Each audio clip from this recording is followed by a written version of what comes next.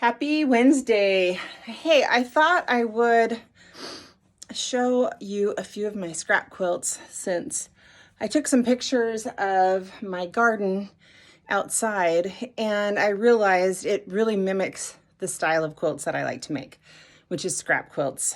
I have a variety of plants. I don't have like a short shrub, a round shrub, it's pretty free flowing, just like the quilts that I make. And for that matter, the rest of my house. So if you see something in my room here that looks like a mess, I didn't fix it for you. So just ignore it. That would be great. Anyway, hey, I wanted to talk to you about this quilt right behind me. And I did not use a pattern. I guess that's the thing that I want to just encourage you guys to make your own quilts. You don't always need a pattern, especially if it's something easy. This one is not an easy quilt, but there's a lot of quilts that you don't need patterns for. So just be brave and make your own quilt. And so that quilt will be uniquely yours. So I wanted to show you this. Let's see if I can flip that around. Maybe I can't, but so I call this Pennsylvania Plenty. And it was in, let's see if I can turn this around while I'm filming. It doesn't look like it. It was in this book right here. New Discoveries, let's see if I can do that, in American Quilts.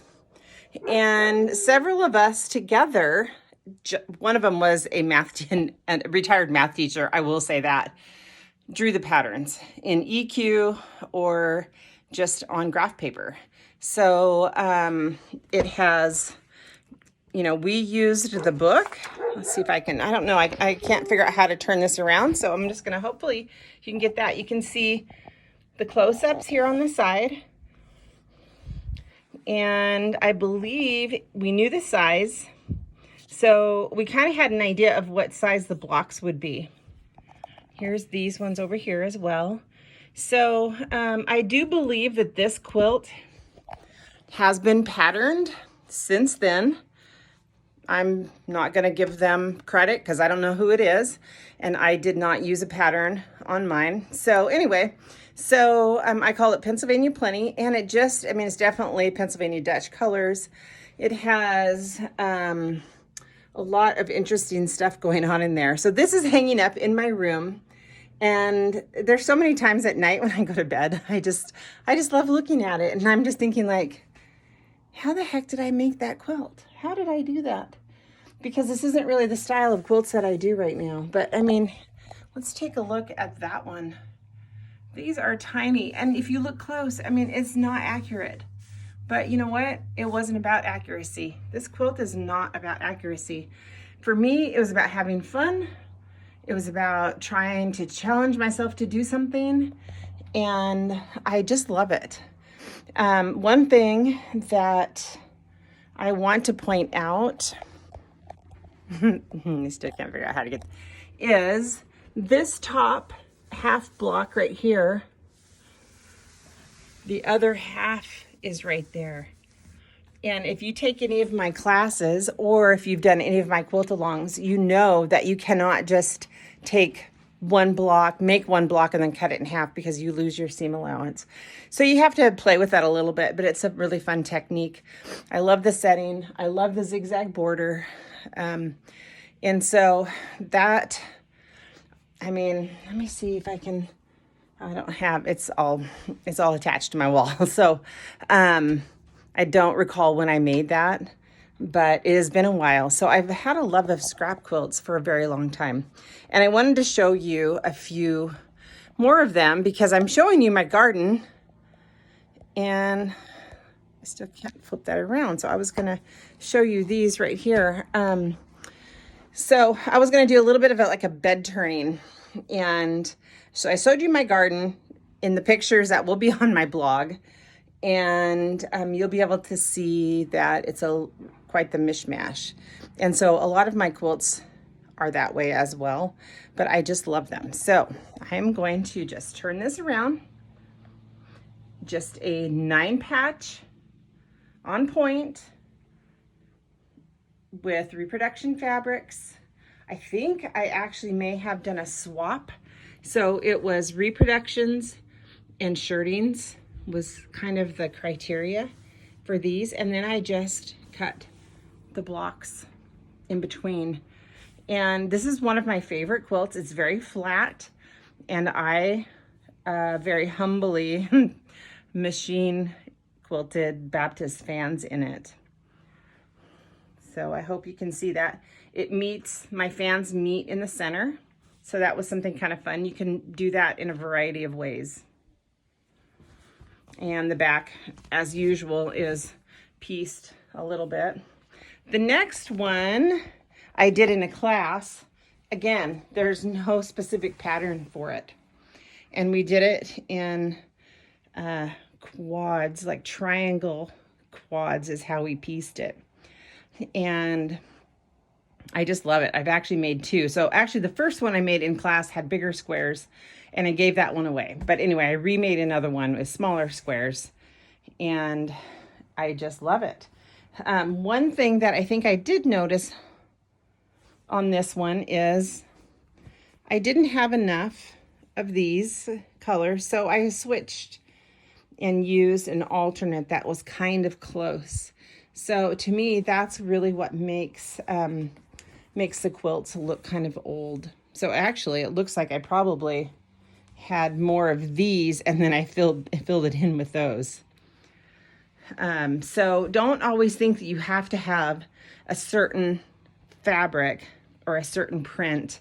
Use something that's close. I mean, that's what the quilters of old did. The quilters of old. That's what we do, because we're quilters and we're innovative. So Trip Around the World is that one. The next one is Blind Man's Fancy. And I believe that this one actually has a pattern made now. I had a little booklet. This quilt was originally made in the 1860s from New York, and there was a little booklet that had the pattern in it, and a lot of mismatch on this as well. There wasn't, when I finished it, people were like, well, these are going all in the wrong places. Well, that was how the original one was too. So I just had fun putting it together, and an all over quilt pattern it complemented the quilt. It didn't compete with the pattern.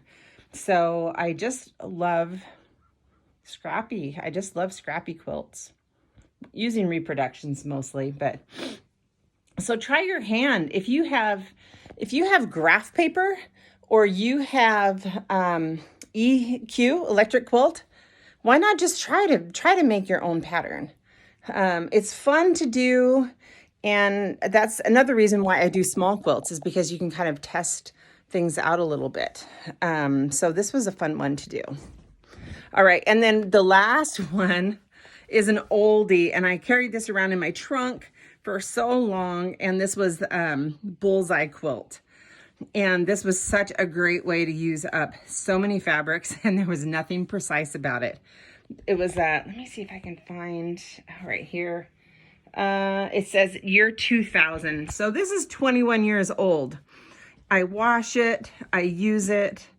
I quilted it myself, and it's faded. It's definitely faded, but still, even 21 years ago, I was in love with scrap quilts. So anyway, I hope that you will try to design your own quilts. Don't always have to have a pattern. And then just have fun mixing, matching, and using your stash. So I know I just got that box from Cheryl, and I'm so excited.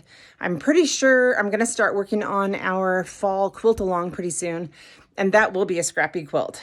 I have like 3 or 4 ideas, and I just need to set some time aside and start working on it. So I will confess, I have a confession to make, is that I fell again last weekend and I sprained my ankle. So I'm going to have plenty of time to work on a quilt.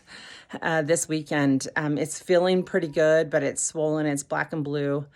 And so I think I've just been working out really hard and I'm just not resting enough because my daughter was like, Mom, why are you falling? You've fallen twice in 1 week, which is really unusual for me. So I'm just trying to back off, take a little bit more care of myself. And I am going backpacking soon. And so this weekend is out for hiking or doing anything very vigorous. So anyway, so that's why I'm thinking about just working on our quilt along quilt for this fall. So I hope you'll join us for that. And would love to see your scrap quilts. If you have made scrap quilts, post them on the Facebook group and or Instagram and tag me in it. And I'd love to see what you've made. So, alrighty, you guys take care. Thanks for following along. Bye.